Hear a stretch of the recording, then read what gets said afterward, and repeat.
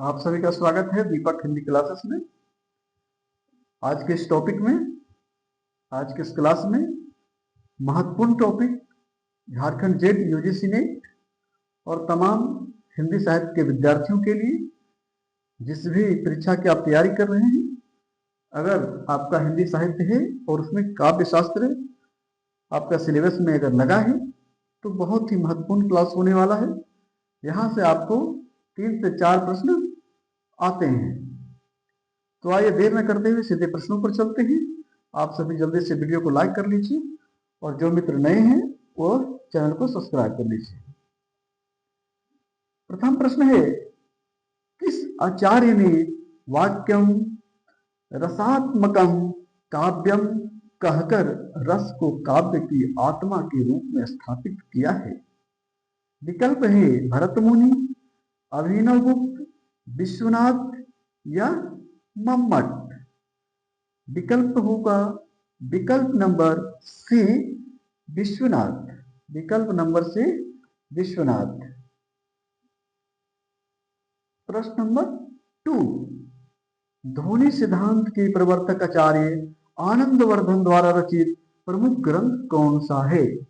पुनः ध्वनि सिद्धांत के प्रवर्तक आचार्य आनंदवर्धन द्वारा रचित प्रमुख ग्रंथ कौन सा है? आनंदवर्धन के द्वारा कौन सा ग्रंथ की रचना की गई है?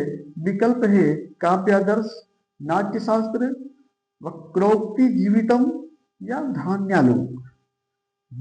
क्या होगा? सही उत्तर होगा विकल्प नंबर डी धान्यालोक।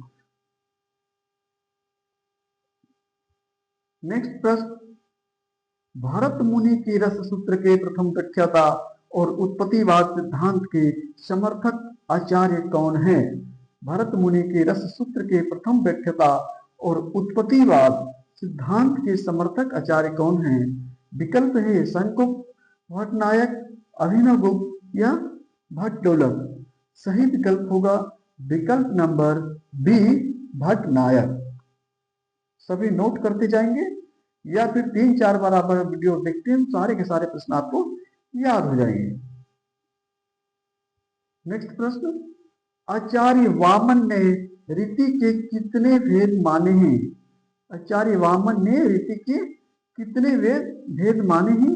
विकल्प है 2, 3, 4 या 5। सही विकल्प हो जाएगा विकल्प नंबर बी, उन्होंने 3 भेद माना है। नेक्स्ट, वक्रोक्ति को काव्य का जीवित आत्मा मानने वाले आचार्य कौन है? वक्रोक्ति को काव्य का जीवित आत्मा मानने वाले आचार्य कौन है? विकल्प है भामा, क्षेमेंद्र, वामन या कुंतक। सही विकल्प होगा विकल्प नंबर डी कुंतक। नेक्स्ट प्रश्न, आचार्य मम्मट द्वारा काव्य हेतु के रूप में किन तत्वों को संयुक्त रूप से स्वीकार किया गया? मम्मट के द्वारा। विकल्प है उत्पत्ति अभ्यास रीति, प्रतिभा उत्पत्ति अभ्यास, व्युत्पत्ति यश मंगल, रीति रस अलंकार। 3-4 तो बिल्कुल नहीं, तो विकल्प हो जाएगा विकल्प नंबर बी प्रतिभा, व्युत्पत्ति और अभ्यास। नेक्स्ट प्रश्न, साधारणीकरण का सिद्धांत सर्वप्रथम किस आचार्य ने प्रतिपादित किया था? तो साधारणीकरण का सिद्धांत सर्वप्रथम किस आचार्य ने प्रतिपादित किया था? विकल्प अभिनवगुप्त, शंकुक, भट्टलोलक या भट्टनायक। सही विकल्प हो जाएगा विकल्प नंबर डी भट्टनायक। नेक्स्ट प्रश्न, निम्नलिखित में से कौन सा काव्य गुण आचार्य वामन के 10 गुणों में से नहीं है? विकल्प है माधुर्य, ओज, प्रसाद व क्षमा। सही विकल्प हो जाएगा विकल्प नंबर डी क्षमा।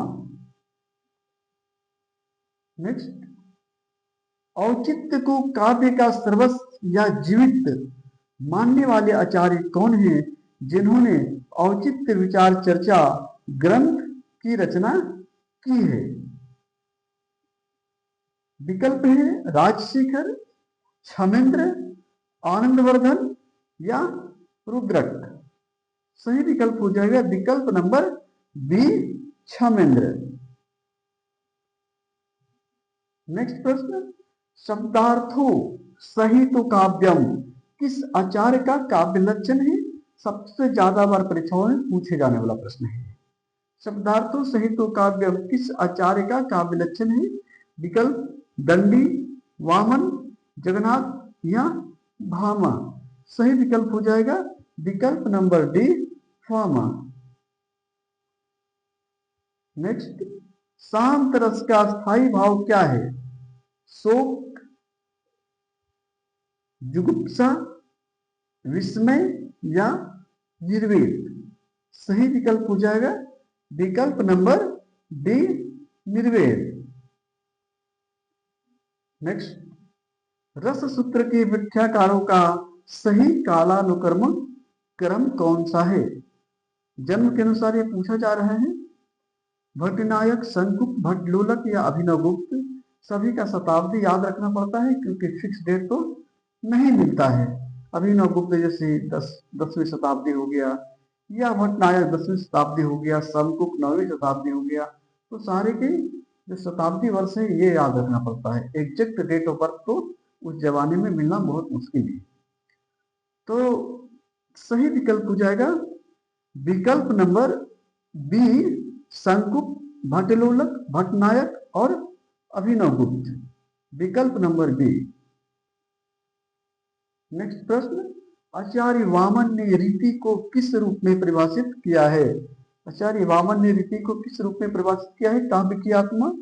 बिल्कुल, इन्होंने काव्य को आत्मा रीति को कहा है, लेकिन ये सही विकल्प नहीं है। यहाँ शब्द और अर्थ का सहभाव, या काव्य की शोभा के धर्म, या विशिष्ट पद रचना।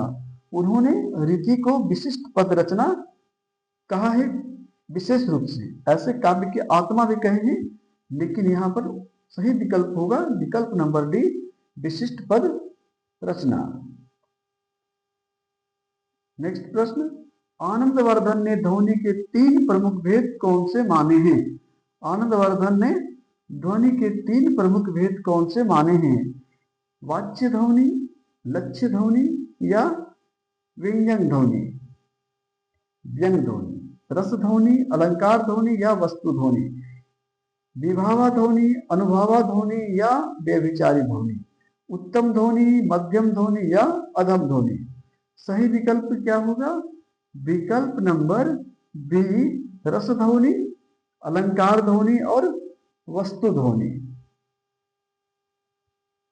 नेक्स्ट प्रश्न, 10 रूपक नामक ग्रंथ की रचना किसने की है? 10 रूपक किसका ग्रंथ है?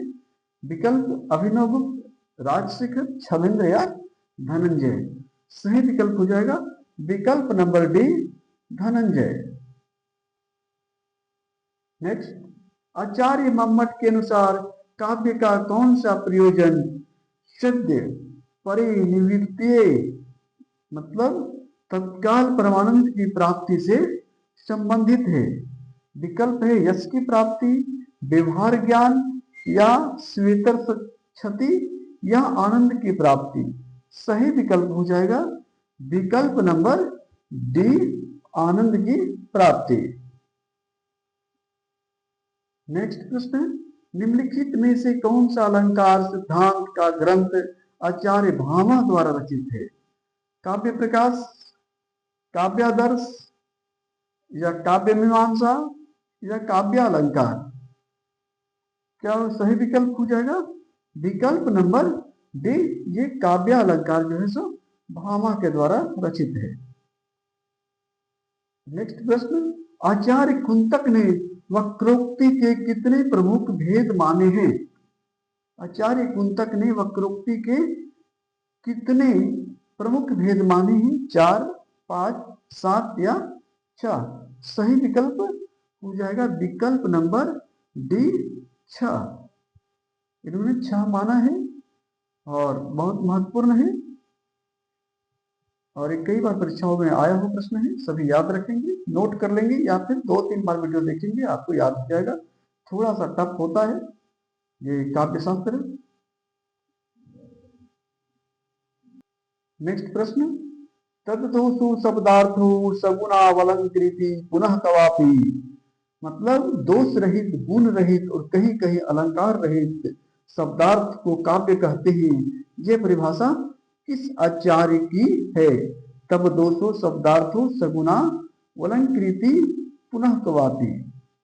विकल्प है जयदेव, रुद्रट, विश्वनाथ या मम्मट। सही विकल्प हो जाएगा विकल्प नंबर डी, मम्मट।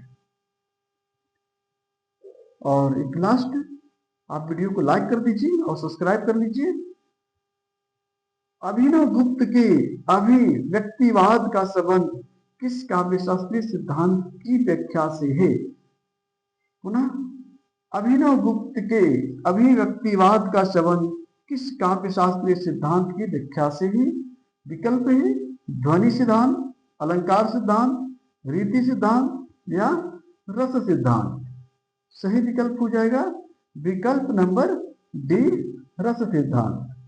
तो ये 20 प्रश्न थे, सभी प्रश्न महत्वपूर्ण थे, परीक्षाओं में कई बार पूछे गए प्रश्न थे। आप सभी वीडियो को लाइक और सब्सक्राइब अवश्य कर लिया कीजिए, इससे हमारा मनोबल बढ़ता है भाई। तो बहुत बहुत धन्यवाद। आप लगातार वीडियो देखते रहिए, आपको परीक्षा की तैयारी करने में और भी आसान होगा और आपको किसी पेड क्लास की जरूरत नहीं है।